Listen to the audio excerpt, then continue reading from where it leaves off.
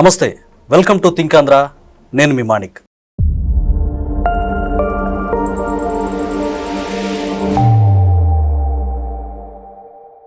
Pastor Praveen గారు వారం రోజుల క్రితం చనిపోయారు. ఆయన బైక్ యాక్సిడెంట్ అంటున్నారు, కొంతమంది కాదు అది హత్య అంటున్నారు. అయితే ఇప్పటి వరకు పోలీస్ శాఖ పోస్ట్ మార్టం ఇవ్వలేదు. కొన్ని సీసీ ఫుటేజ్ మాత్రం లభ్యమయ్యాయి.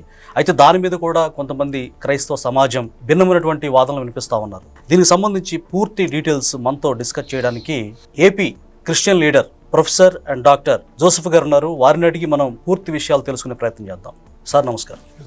అసలు ఆయన మరణం మీద మీ అభిప్రాయం ఏంటి? క్రైస్తవ సంఘాలకి మీరు ఎలాంటి మెసేజ్ ఇవ్వదలుచుకున్నారు? మీ ఛానల్కి నా ప్రత్యేక నమస్కారాలు. నేను ప్రొఫెసర్ జోసెఫ్ మూసిగంటి. నేను AP state Christian leader, chairman Jesus believers association council and director in Saint Mary group of engineering colleges, Chebrolu, Guntur. So ఇది చాలా సెన్సేషన్ కలిగించింది ఆయన యొక్క మరణం.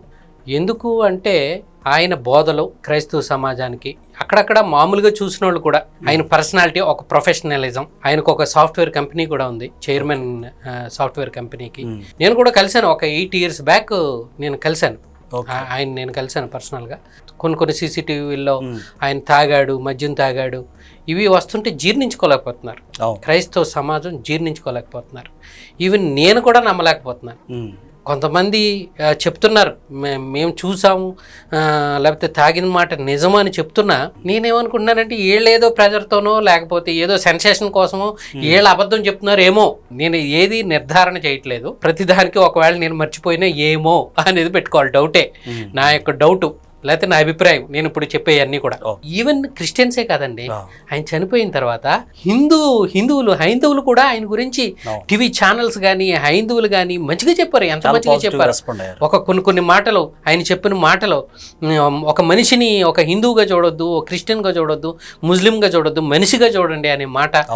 ఆయన ఇంటలెక్చువల్ కనుక డిబేట్లు చేశాడు అటు ముస్లిం కమ్యూనిటీతోనూ. అంటే ముస్లిం కమ్యూనిటీతో ఎందుకు చేశాడు? స్త్రీలకి ఎటువంటి విలువ ఉంది ముస్లిం సమాజంలో, లేకపోతే హిందూ సమాజంలో ఏముంది, క్రిస్టియన్ సమాజంలో ఏముంది? డిబేట్, హెల్తీ డిబేట్లు మంచిదే. అవి మంచి హెల్తీ డిబేట్లు. అవి లేకపోతే ఇప్పుడు మనకి సతీ సహగమనం ఉండేది, ఇప్పుడు అది అలాగే ఉండేది కదా. చిన్నపిల్లలకు బాల్య వివాహాలు కానీ ఇలాంటివన్నీ రూపుమాపుకున్నాం కదా. అది హెల్తీ డిబేట్ల వల్లే కదా. వీళ్ళు కూడా ఓకే మాలో ఇది ఉంది మార్చుకుంటామని వీళ్ళు కూడా మార్చుకున్నారు. హెల్తీ డిబేట్స్ ఎప్పుడు మంచిది.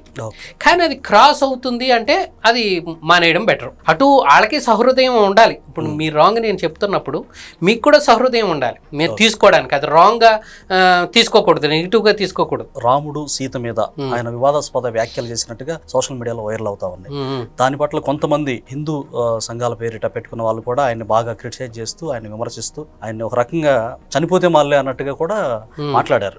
తాగాడు, చనిపోయాడని. ఈ వ్యాఖ్యల పట్ల మీరేమంటారు? అంటే ఇప్పుడు దేన్నైనా కానీ మనం వ్యంగ్యంగా చెప్పడం కానీ, అంటే ఇప్పుడు వాళ్ళు ఓన్లీ క్రిస్టియన్ సమాజానికి చెప్పారు ఆ మాటలు. క్రిస్టియన్ సమాజంలోన ఎక్కడ బయట డిబేట్లో చెప్పలేదు ఆయన అలాగా. క్రిస్టియన్ సమాజంలో వాళ్ళకే చెప్పారు. కానీ నౌవేడేస్ ఏంటి, ఈ యూట్యూబ్లు కూడా, ఈ వీడియోలు కూడా యూట్యూబ్లో అప్లోడ్ చేస్తున్నారు, అందరూ చూస్తున్నారు అప్పుడు కదా. కాబట్టి ఈ వ్యంగ్యంగా మాట్లాడడం కానీ, ఇప్పుడు మాకు బాధ వేస్తుంది వేరే వాళ్ళు వ్యంగ్యంగా మాట్లాడితే, జీసస్ను వ్యంగ్యంగా మాట్లాడితే మాకు బాధ. సో అలాగే వీళ్ళు చేస్తున్నారు, ఇటు వీళ్ళు చేస్తున్నారు. ఏంటంటే ఇప్పుడు ఈ మతము కులము అనేది, ఈ కాన్ఫ్లిక్ట్స్ చాలా డేంజర్, సున్నితమైన అంశాలు ఇవి, చాలా డేంజరస్ ఇవన్నీ. ఇవి కూడా సద్దు మనిగేటట్టు చేయాలి. అటు వాళ్ళని సద్దు మనిగించాలా, ఇలాంటి డిబేట్లు జరగకుండా. ఒకవేళ అది అదుపు దాటుతుంటే, if it is not healthy debate, వాళ్ళని కంట్రోల్ చేయాలి, వీళ్ళని కంట్రోల్ చేయాలి, వాళ్ళకి నోటీసులు పంపించాలి. ఇప్పుడు వీళ్ళకి కూడా, పాస్టర్లకు కూడా నోటీసులు పంపిస్తున్నారు. ఆధారాలు లేని వ్యాఖ్యలు చేస్తున్నారో వాళ్ళకి నోటీసులు పంపిస్తున్నారు. దీని అంతటికీ రూట్ కాజ్ ఏంటంటే ఇవి, ఈ వీడియోలో మాట్లాడుకోవడం, హెల్తీ డిబేట్ కాకుండా ఒకళ్ళ మతాలను ఒకళ్ళు దూషించుకోవడం. సో వీళ్ళు రెస్పాన్స్ ఇవ్వడం, మీ దేవుడు మీది గ్రంథాల్లో అది లేదా అని వీళ్ళు రెస్పాన్స్ ఇవ్వడం, ఇది ఒక కాన్ఫ్లిక్ట్కి దారితీస్తుంది. అంటే ప్రభుత్వాలు కూడా ఒకవైపే కాకుండా రెండు వైపులా వాళ్ళని కంట్రోల్ చేస్తూ, వాళ్ళకి నోటీసులు ఇస్తూ, లేకపోతే ఇక మీదట మీరు ఇలా చేయకూడదు, అది కూడా ఏర్పాటు చేస్తున్నామని చెప్తున్నారు. ప్రభుత్వం కూడా ఆ రెండు వైపుల వర్గాలని కూర్చోబెట్టి ఇక మీదట ఇలాంటి వీడియోలు, రెచ్చగొట్టే వీడియోలు, ఒకళ్ళనొకళ్ళు తిట్టుకునే వీడియోలు చేయకూడదు అంటున్నారు. అలాంటిది మంచి పరిణామమే. కాబట్టి ఈయన ఒకవేళ అలాంటి వ్యాఖ్యలు అది నిజమైన ఎగతాళిగా మాట్లాడకూడదు. రాముడు ఉన్నదైనా కానీ ఎగ్జాక్ట్ దాంట్లో ఉన్నదైనా సో వ్యంగ్యంగా మాట్లాడకూడదు. మరి వ్యంగ్యంగా మాట్లాడి నేనైతే ఆయన చూడలేదు, అంత అక్కడక్కడ చూశాను కానీ ఫుల్ గా నేనేమి చూడలేదు ఆయన వీడియోస్. కాకపోతే గొప్ప ఇంటలెక్చువల్, అన్ని గ్రంథాలని చదివినవాడు ఆయన. అటు హైందూ గ్రంథాలని, ముస్లిం గ్రంథాలని చదివినవాడు ఆయన. ఎందుకంటే వాళ్ళ ఫాదర్ ముస్లిం, వాళ్ళ మదర్ క్రిస్టియన్. సో బాగా చదువుకున్నాడు, మంచి ఇంటలెక్చువల్. అందుకే తీసుకోలేకపోతున్నా ఆయన పర్సనాలిటీ కానీ, ఎంత జెంటిల్మెన్ లాగా ఉంటాడు.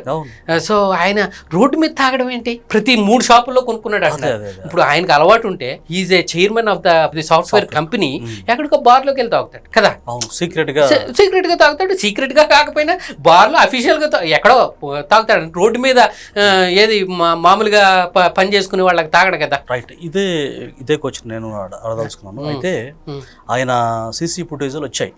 అంటే ఎల్బీ నగర్ లో, హైదరాబాద్ లో కూడా శివార్లో ఆయన మద్యం షాప్కి వెళ్ళి అవి పరిశీలించి కొనుగోలు చేసినట్టుగా యూపీఐ పేమెంట్ చేసినట్టు వచ్చింది. అలాగే కోదాడ దగ్గర ఇట్లా ఈ సీసీటీవీ ఫుటేజ్ లో ఉన్నది ఆయనే అని నమ్ముతున్నారా మీరు? ఓకే, అది కూడా క్రైస్తవ సమాజం డౌట్ చెప్తుంది. ఎందుకంటే అసలు దీని కారణం ఏంటంటే ఆయన చాలా సింపుల్ పర్సన్, ఒక్కడే వెళ్ళిపోతాడు, వెనకాల ముందు ఏం పెట్టుకోడు. చావంటే కూడా ఆయనకు భయం లేదు. ఆయన ప్రసంగాల్లోనే చెప్పాడు, చావు అంటే నాకు భయం లేదు, నేను ఒక్కడనే వచ్చేస్తాను అని చెప్పాడు. సో ఇది ఆయన యాక్చువల్గా మహారాష్ట్ర వెళ్ళాలి మీటింగ్కి. ఒక్కొక్క ఆయన మా దగ్గర మీటింగ్ కంపల్సరీ రావాలండి, మీరు రావాలండి, మాకు కావాలండి మీరని విజయవాడ అతను ఫోన్ చేశాడు. ఆ మీటింగ్ అన్న క్యాన్సిల్ చేసుకుని రండి, ఫస్ట్ టైం మేము పిలుస్తున్నాము అని. ఇది ఒక అతను చెప్తున్నాడు. ఎంతవరకు కరెక్టో మరి ఆ కాల్ డేటా కూడా పోలీసులు తీస్తే తెలుస్తుంది. కాల్స్ ఉంటాయి కదా, ఎవరు ఫోన్ చేశారు, అది ఏ మీటింగ్ ఫోన్ చేశారు, ఈ కాల్ డేటా కూడా తీయాలి. సో అతను ఫోన్ చేసి విజయవాడ రప్పించాడు. విజయవాడ రప్పించి అక్కడ 3 గంటలు ఏదో కనపడలేదన్నారు. ఇప్పుడు మళ్ళీ అక్కడ పార్కులో పడుకున్నాడు అన్నారు. ఇప్పుడు ఈయన ఇంత ఇంటలెక్చువల్, ఈ క్రైస్తవ ఇవన్నీ డౌట్లు ఏంటంటే సమాజం యొక్క డౌట్లు నేను చెప్తున్నాను. సో ఏంటంటే డౌట్లు, ఆయన ఒకవేళ నీరసించిపోతేనో, ఆయనకి చాలా నెట్వర్క్ ఉంది, ఎవరికి ఫోన్ చేసినా వస్తారు. అక్కడ ఎక్కడ రోడ్డు మీద పడుకోవడం ఏంటి, అక్కడ దాని మీద పడుకోవడం ఏంటి, ఇవన్నీ అనుమానాలు ఎక్కువ అవుతున్నాయి అనమాట. వీళ్ళు తీసే కొద్దీ ఇంకా అనుమానాలు ఎక్కువ అవుతున్నాయి. లేకపోతే ఒకవేళ హైదరాబాద్లోనే కిడ్నాప్ చేసేసి ఆయన డ్రెస్ వేళ్ళే వేసుకుని, ఎందుకంటే అతను కాళ్ళు పొడుగ్గా ఉన్నాయి, ఇతను కొంచెం ఎక్కడ హెల్మెట్ తీయట్లేదు, మళ్ళీ ఎక్కడ పడుకున్నప్పుడు హెల్మెట్ తీయట్లేదు, బ్రాంతి కొనుక్కున్న దగ్గర హెల్మెట్ తీయట్లేదు, ఎక్కడ హెల్మెట్ తీయట్లేదు, మాస్క్ తీయట్లేదు. ఇప్పుడు అక్కడ కూడా మనకు అంత క్లారిటీగా కనపడదు. అది ఆ సీసీ ఫుటేజ్ లో ఆ ఫేస్ అంతా రీకన్స్ట్రక్ట్ చేసి మనకు క్లారిటీగా చూపిస్తే తప్ప, సో అది టెక్నాలజీ ద్వారా చేయొచ్చు. ఆ ఫేస్ రికగ్నిషన్ అని ఉంటది, మాస్క్ ఉన్నా కానీ చేయొచ్చు. సో మరి పోలీసులు కూడా ఈ రిపోర్ట్ త్వరగా ఇవ్వట్లేదు, అందుకని ఈ ఊహాగానాలు ఎక్కువైపోతున్నాయి. పోలీసులు కూడా ఏంటంటే కొంతమంది పోలీస్ ఆఫీసర్స్ వాళ్ళు తీసుకున్నా కానీ ఇప్పుడు చనిపోయిన తర్వాత అది ప్రొటెక్ట్ చేయలేదు. ఆ ఏరియా, ఆ హెల్మెట్ అక్కడే వదిలేశారు, షూలు అక్కడ వదిలేశారు. ఇవన్నీ వీళ్ళకి అనుమానాలు ఎక్కువైపోతున్నాయి. అసలే ఇతనికి థ్రెట్ ఉంది, అంతకుముందు బెదిరింపు కాల్స్ వెళ్ళాయి. సో దాని మీద ఎక్కువ అనుమానాలు వెళ్ళిపోతున్నాయి. ఆ బైక్ పడిన తీరు కానీ, ఈయన మీద పడుకోబెట్టిన తీరు కానీ, ఇవన్నీ కొంతమంది పోలీస్ ఆఫీసర్స్ సరిగా ఎక్స్ప్లెయిన్ చేయకో, లేకపోతే అవన్నీ ప్రొటెక్ట్ చేయకుండా మరి అతను సాధారణమైన మనిషి అనుకున్నారో, మరి ఎందుకు అనుకున్నారో, అవి కూడా కొంచెం అనుమానాలకి దారి తీసాయి. మేము ఈ క్లూ టీం, నాకు కూడా అనుమానం ఉంది, ఏంటి ఇది క్లూస్ తీసుకున్నారా అసలు, వీళ్ళందరూ తిరిగేస్తున్నారు, అందరూ వెళ్ళిపోయి ఆ స్పాట్ చూస్తున్నారు కదా, అదేం ప్రొటెక్టెడ్ కాదు, అందరూ తొక్కుతున్నారు అక్కడ. ఇక మరి ఏలు ముద్రలు పోతాయి కదా, బండి పట్టుకుంటున్నారు. సో నాకు కూడా అనుమానం ఉండేది, మరి వీళ్ళు తీసుకున్నామన్నారు, తర్వాత చెప్పారు. అదేదో ముందే చెప్పేస్తే మేమంతా సేకరించిన తర్వాతే మేము బాడీ తీసుకెళ్ళాం అనేది అది చెప్పట్లేదు. లేకపోతే ఆ ఫుటేజ్లు కూడా చూపిస్తామన్నారు కానీ చూపించలేదు అనుకుంటా ఇంతవరకు. కొంతమంది ఏమంటున్నారంటే పాస్టర్ గారిని ఈ ఎంక్వైరీ వల్ల ఆయన మరలా 2వ సారి కూడా ఆయన్ని చంపేస్తున్నారు, ఆయన క్యారెక్టర్ చనిపోయాక కూడా ఆయన మళ్ళా చనిపోయారు అనేటువంటి వార్తలు వస్తూ ఉన్నాయి. దీని పట్ల మీ స్పందన? అంటే నేను కూడా 99% ఆయన తాగే అలవాటు ఉందని కానీ, అంత ఘోరంగా తాగుతాడని కానీ రోడ్డు మీద అని నేను అనుకోవట్లేదండి. 99%. కానీ 1% డౌట్. మేబీ మనిషి అండి, మారిపోవచ్చు. నేను దేవుణ్ణి కాదు, నేను హృదయాన్ని చూడలేను.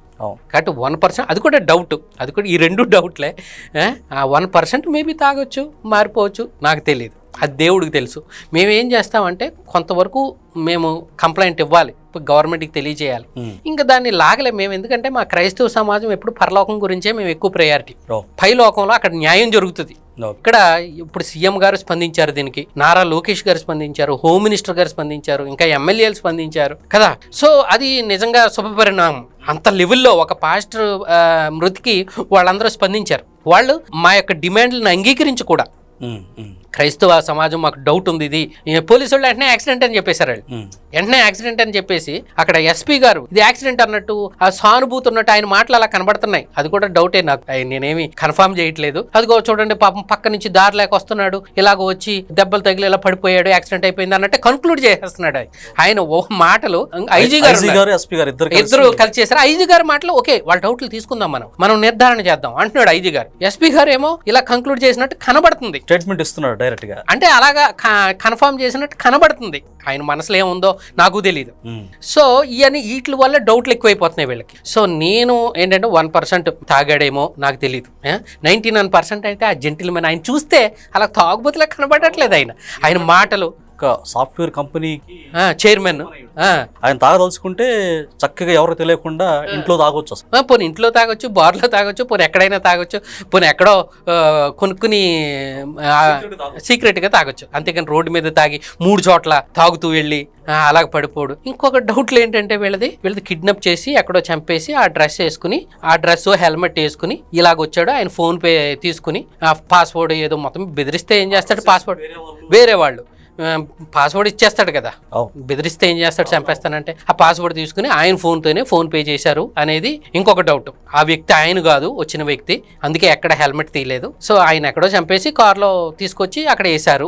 అప్పుడు ఏం చేయాలి, అక్కడ ఒక్క సీసీటీవీ ఫుటేజ్ పడిపోయిందే చూపించడం కాదు, 2 seconds లేకపోతే ఆ 2 minutes చూపించడం కాదు, ఒక లెంత్ 8 hours తర్వాత ఎవరన్నా వెళ్ళారా అటు, మరి చంపేస్తే ఎవరో వెళ్ళి తీసుకెళ్ళి పెట్టాలి కదా అక్కడ, అది కూడా తీయాలి పోలీసులు. ఇవి ఉన్నాయి. ఆయన పడిపోయిన చోటు అక్కడ కర్రలు విరిగిపోయి ఉన్నాయి, రక్తం ఉంది, ఆయన ఛాతి మీద ఒక షూ ముద్ర ఉంది. అవునవును. వాటి పట్ల మీరేమంటారు? ఇప్పుడు నేను అంటున్నాను కదా 99% అంటే అది చూస్తే నాకు టెక్నాలజీ మనం ఏమి సైంటిఫిక్గా మనం ఏం చెప్పలేం. ఒక నార్మల్ వ్యక్తిగా అది చూస్తుంటే అది హత్యలాగా కనపడుతుంది. ఏది ఆ బైక్ పడిన తీరు గాని, లేకపోతే ఆ ముఖం మీద ఇక్కడ ఒక చోట దెబ్బ గాని, ఇక్కడ ఒక చోట దెబ్బ గాని. ఇంకొకళ్ళు ఏమంటున్నారంటే ఆయనకి స్లో పాయిజన్ ఎక్కిచ్చారు, స్లో పాయిజన్ ఎక్కిచ్చేసి మందు పోసేసి, మందు బలవంతంగా పోసేసో స్లో పాయిజన్ ఎక్కిచ్చో చేస్తే అది మెల్లమెల్లగా ఎక్కువైపోతా ఉంటది. ఇక్కడికి వచ్చేసరికి పడిపోయాడు అని ఇంకొంతమంది డౌట్లు. ఇవన్నీ సరే, నేను చెప్పేది ఏంటంటే, నేను క్రైస్తవ సమాజానికి చెప్పేది ఏంటంటే, ఇప్పుడు వరకు ప్రభుత్వం స్పందించింది, సీఎం గారు స్పందించారు, తర్వాత ఒక నార్మల్ వ్యక్తిగా కాకుండా ఒక స్పెషల్ టీమ్ వేశారు, 5 బృందాలతో వేశారు. సరే వాళ్ళు చేస్తున్నారు, రిపోర్ట్ ఇస్తారు. ఒకవేళ అది మనకు అనుకూలంగా లేకపోయినా, ఇప్పుడు వరకు చేసాం, ర్యాలీలు చేసాం, అన్ని చేసాం, అది అధికారుల దృష్టికి వెళ్ళింది, లేకపోతే ప్రభుత్వం దృష్టికి వెళ్ళింది, వెళ్ళవలసినంతగా వెళ్ళింది. ఇక పద్దాక దీన్ని లాక్కుండా, ఒకవేళ మనకి ఏంటి అనుకూలంగా రాకపోయినా రిపోర్టు మనం దేవుడికి వదిలేద్దాం. ఈ ర్యాలీలు తీసి మళ్ళీ ప్రజలను ఇబ్బంది పెట్టి, లేకపోతే ఇంకొకరిని ఇబ్బంది పెట్టి ఎందుకు? ఒకవేళ తప్పు చేశారనుకోండి, దేవుడు శిక్షిస్తాడు. మా విశ్వాసం ఏంటంటే, ఎవరైనా తప్పు చేస్తే అక్కడ తప్పించుకోలేడు, ఇక్కడ ఏమన్నా అధికారులను తప్పించుకోవచ్చు, పోలీసులను తప్పించుకోవచ్చేమో కదా, తప్పించుకోవచ్చు, కొంతమంది తప్పించుకుంటున్నారు, అలా తప్పించుకోవచ్చేమో, కానీ అక్కడ తప్పించుకోలేరు. కాబట్టి నేను క్రైస్తవ సమాజానికి ఇచ్చే పిలుపు ఏంటంటే, ఇక్కడ వరకు చేసాం, ర్యాలీలు చేసాం, ఇంకా ర్యాలీలు చేయకుండా క్రైస్తవుల ఐక్యమత్య కోసం ఈయన చనిపోయి కూడా పాపం అందరూ ఐక్యం చేశాడు. ఆయన బతికుండగా కూడా కలిపేవాడండి. క్రైస్తవుల్లో కూడా ఒకళ్ళ మీద ఒకళ్ళు డాక్టరీన్ మీద కొట్లాడుకుంటుంటే ఈయన ఇద్దరిని కలిపేవాడు. అంత గొప్ప మంచి మనసు బయటికి మరి మనకు కనబడేది. ఉన్న ఎర్రర్స్ కూడా ఆయన ప్రశ్నించేవాడు, కలిపేవాడు, ఇద్దరిని కలిపేవాడు. అలాగే యూనిటీ. అందుకే ఆడ భార్య కూడా గొప్ప మాటలు చెప్పింది. ఆయన క్షమించే నేచరు, క్షమించేవాడు ఆయన. కాబట్టి నేను కూడా ఒకవేళ ఆయన హత్య చేస్తే క్షమిస్తున్నాను వాళ్ళని. వాళ్ళు ఏం మాట్లాడలేదు, కుటుంబం ఏమీ మాట్లాడలేదు, అసలు వాళ్ళ షాక్లో ఉన్నారు, వాళ్ళు ఏం మాట్లాడలేదు. ఆయన 46 ఏళ్ళు అంటే అంత చాలా చిన్న నడి వయసు కదా. కాబట్టి నేను ఇచ్చే పిలుపు ఏంటంటే, క్రైస్తవ సమాజం దీన్ని ఇంకా ఎక్కువ లాక్కుండా కొంతమంది రాజకీయాలు కూడా ప్రవేశించాయి. ఇప్పుడు జగన్మోహన్ రెడ్డి గారు దీన్ని ఎక్కువ ఫోకస్డ్ గా, హర్ష్ కుమార్ లాంటి వ్యక్తులు కూడా ఇలాంటి ప్రేరేపించి రాజకీయంగా జగన్మోహన్ రెడ్డి గారు దీన్ని వాడుతున్నారు అనేటువంటి విమర్శలు ఎక్కువగా ఉన్నాయి. దీని పట్ల మీరేమంటారు? అది కరెక్టే. అది ఇప్పుడు కొంతమంది ఏమో వాళ్ళు హైప్ అవ్వాలని, వాళ్ళు ఐడెంటిఫై అవ్వాలని కొంతమంది వ్యక్తులు ప్రయత్నించవచ్చు, కొంతమంది రాజకీయంగా లబ్ధి పొందాలని వాళ్ళు ప్రయత్నించవచ్చు. నేను ఇప్పటి వరకు పాపం టీడీపీ వాళ్ళు కూడా మాట్లాడలేదు, నిజానికి రాజకీయం చేయలేదు వాళ్ళు. ఇప్పటి వరకు పార్టీ పరంగా మాట్లాడడం, లేకపోతే పార్టీని వెనకేసుకు రావడం, లేకపోతే ఇలాగ అస్సలు చేయలేదు. పార్టీ పరంగా. నేను కొంతమందికి ఫోన్ చేసి చెప్పినా కాదండి, ఎందుకు రాజకీయం చేయడం, పాపం చనిపోయిన ఆయన మీద అన్నారు తప్ప వాళ్ళు ఎక్కడ రాజకీయంగా వ్యాఖ్యలు చేయలేదు. కానీ నాకున్న అబ్జర్వేషన్ వరకు నేను 2 ప్రభుత్వాలని చూశాను కదా, అంతకు ముందు 5 ఏళ్ళు జగన్మోహన్ రెడ్డిని. ఇప్పుడు ఎవరైనా మావోడు ఉంటే సంతోషిస్తారు. ఇప్పుడు రిషి సునక్ అక్కడ ప్రధానమంత్రి అయ్యాడంటే మా ఇండియా వాడు, మా హిందూ ప్రధానమంత్రి అయ్యాడు అని గొప్పగా చెప్పుకున్నాను కదా, అది ఉంటది. నేను కూడా అలాగే మా జగన్మోహన్ రెడ్డి క్రిస్టియన్ ముఖ్యమంత్రి, నేను కూడా సంతోషించాను. కానీ 5 సంవత్సరాలు చూస్తే గనక నా అభిప్రాయం ప్రకారం ఫస్ట్ 3.5 years క్రిస్టియన్స్ దగ్గరికి రానిలేదు. ఎందుకంటే క్రైస్తవ ముద్ర పడుతుంది. నాకు ఎక్కడైతే క్రైస్తవ ముద్ర పడిందో బీజేపీకి భయపడుతున్నాడు అన్నారు. మరి నిజంగా బీజేపీ భయపడుతుందా అనేది మనకు తెలియదు. నాకు తెలిసి అంత ఏమీ భయపెట్టరు కదా, ఎందుకు భయపడతారు? ఆయన ఎక్కడ క్రిస్టియన్ అని చెప్పుకోలేదు. మరి మనమేమో మనోడు అనుకుంటున్నాం, ఆయన ఏమో దగ్గరికి రానియట్లేదు. మన ముద్ర కూడా వేసుకోవట్లేదు క్రిస్టియన్. ఏమైందండి క్రిస్టియన్ అని చెప్పుకుంటే? ఇప్పుడు నీకు మానవత్వం ఉంటే నీకు ఒక మతం ఉంటుంది, ప్రతి వాళ్ళకి ఒక మతం ఉంటుంది. చంద్రబాబు గారు హిందూ అని చెప్పుకుంటాడు, పవన్ కళ్యాణ్ నేను హిందూ అని చెప్పుకుంటాడు, నా ఇంట్లోనే నా భార్య క్రిస్టియన్, నా కూతురు క్రిస్టియన్ అన్నాడు. అక్కడికి వెళ్ళి రాశాడు తిరుపతి దీంట్లో. ఈయన అది రాయకుండా ఏమైంది, నేను క్రిస్టియన్, నేను తిరుపతి దేవుని కూడా నమ్ముతున్నాను అని రాయొచ్చు కదా. దానికి ఎంత హంగామా చేశారో మనం చూసాం కదా. తిరుపతి దగ్గర డిక్లరేషన్ ఇవ్వడానికి ఎంత హంగామా చేశారో మనం చూస్తున్నాం కదా. ఎప్పుడైనా నువ్వు ఒప్పుకోకపోతేనే వెనకాల పడుతుంటారు. సో ఇక్కడ అది రాజకీయం ఎక్కడ అయిందంటే, ఆ పోస్ట్ మార్టం అయ్యేటప్పుడు వాళ్ళ క్రిస్టియన్ ఇంతకుముందు మాజీ chairman, Christian corporation chairman Bollarapu John Wesley అని ఆయన వచ్చాడు. ఆయన ఎంటర్ అయ్యాడు. సో ఆయన నియమించింది జగన్మోహన్ రెడ్డి గారు. ఆయన అసలు క్రైస్తవ సమాజానికే చేయలేదు. మాకు ఆయన మాటల్లోనే నేనే స్వయంగా విన్నాను. ఎలాంటి మేలు అసలు అంతకుముందు కూడా, ఆ పోస్ట్ ఇవ్వకముందు కూడా ఆయన ఏదో పేరు జాన్ వెస్లీ ఉంది, చర్చికి వెళ్తాడేమో కానీ అది కూడా రెగ్యులర్గా వెళ్తాడో లేదో నాకు తెలీదు. ఆయన క్రైస్తవ సమాజానికి ఏం చేయలేదు. ఆయన ఒక పొలిటికల్ లీడర్ అంతే.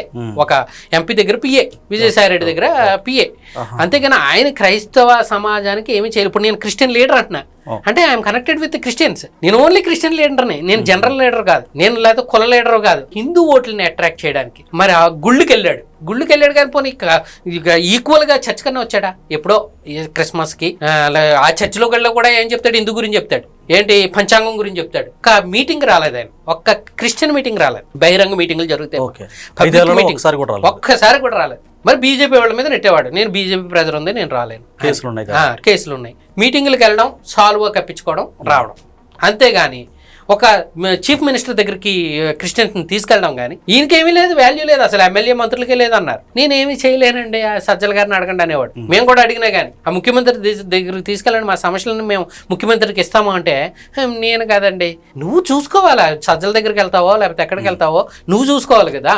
సో అలాగా ఆయన ఇప్పుడు మాట్లాడుతున్నాడు అంటే ఏంటి? మరి రాజకీయమే కదా, రాజకీయం చేస్తున్నాడు ఆయన.